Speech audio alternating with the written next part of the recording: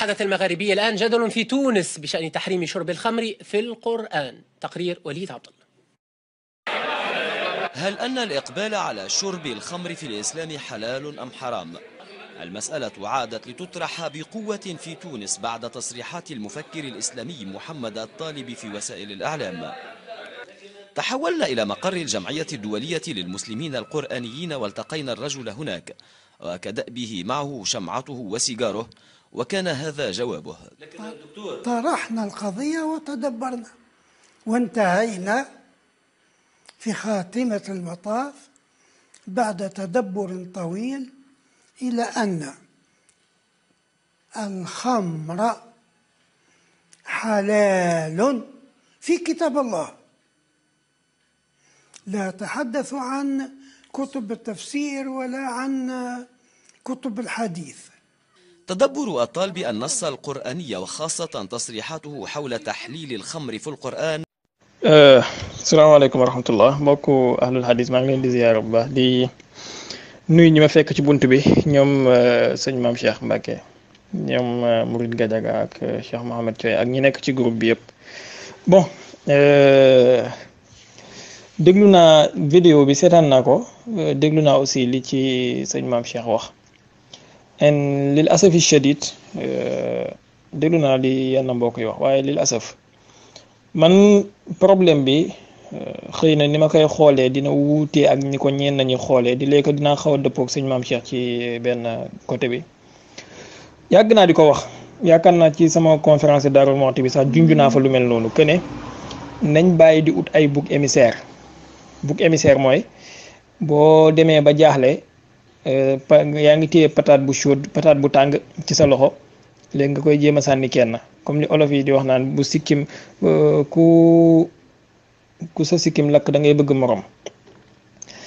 jullit ñi dafa am benn problème bu ñu topp mooy wàllu kibru dafa nekk ci ñun. kibru bi nag duut par force ñuy déggee ko dans le sens que bi da ngaa jàpp ne yaa gën a rafet déedéet maanaam kibru xasiis la duggee ci ñun gëmloo bi ñi gëmloo ne ñun dañoo set wecc lépp lu ñuul ci suñ soow bi rek dañ ko cee dugal waaye duwul na ñun ñoo ko ci dugal suñ noon ñee ko ci dugal.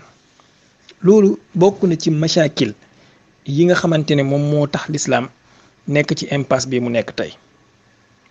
je pèse bien mes mots jullit ñi tey am na ñoo xam ne jàpp nañ ne ci seen zihn ci seen xel jàpp nañ ne ñoom amuñ benn problème lépp lu leen dal ci musiba rek américain yi la wala Israël wala yahudi yi wala nasaraan yi wala waaye ñoom moom déedéet amuñ problème.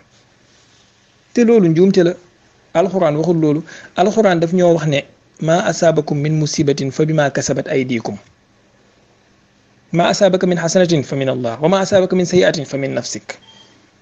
et pourquoi du ñuy jéem a def suñ autocritique tey buñ demee ba gis benn waay buy woowee boppam jullit mën a taxaw ci télé bu mel ni France 24 di wax ne sàngara dagan na waa mais commencé wul ko dellul ci xarnu ñetteel ba lan la waaja waxoon ci woykat ba ne دعوا المساجد للعباد يعبدها سيروا بنا نحو الخمار يسخينا ما قال ربك ويل للمسلين بل قال ما قال ربك ويل للعلا سكروا بل قال ربك ويل للمسلين.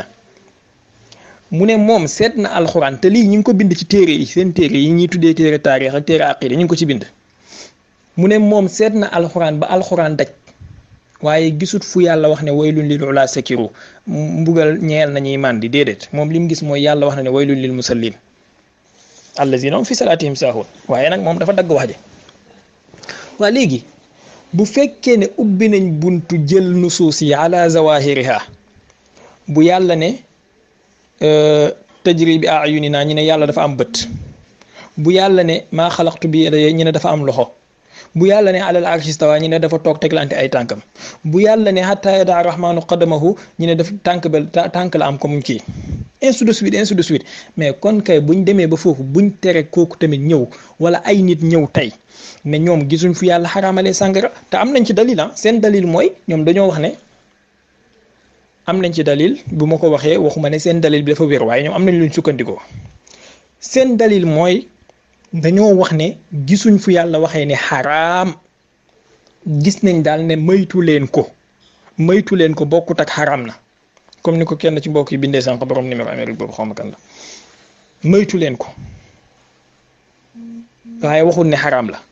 waaw mais bu fekkee yow ci xaqullahi tabaraka wa taala tu te permets ngay jël zawahirul nusuus yi bay tajsim yàlla di ko tashbih, bu fekkee ci xaq sa moromi jullit yi tu te permets ngay jël zawahirul nusuus yi ba di ci takfir ñenn jullit ñi di ci tuur seen deret, mais bul tere tamit benn waay bu bànneexu ba kanam jàpp seytaane jàpp zimaamam mu ñëw moom tamit jël zahiru nas bi ne yàlla xaraamalut sàngara.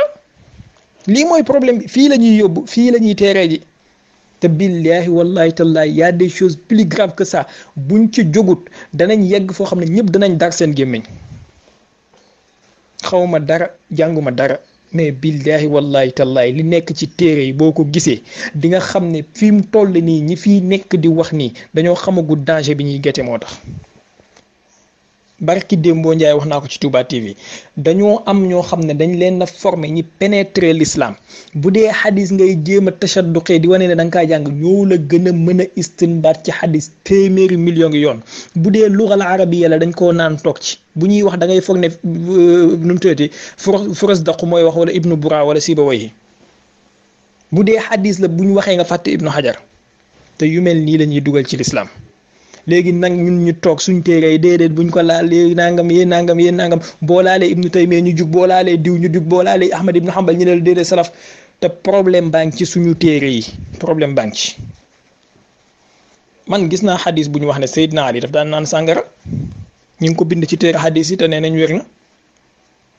Seydina Ali bu naanee sàngara fu mu ko jàngee? ci kanamu yonentu la yaroo, ci biir néeg yonentu la daan fanaan, yonentu jël soxna moo ko tàqale lal bi mu daan fanaan ak yonentu. kon bu naanee sàngara fu mu ko jàngee? kan moo ko jàngal?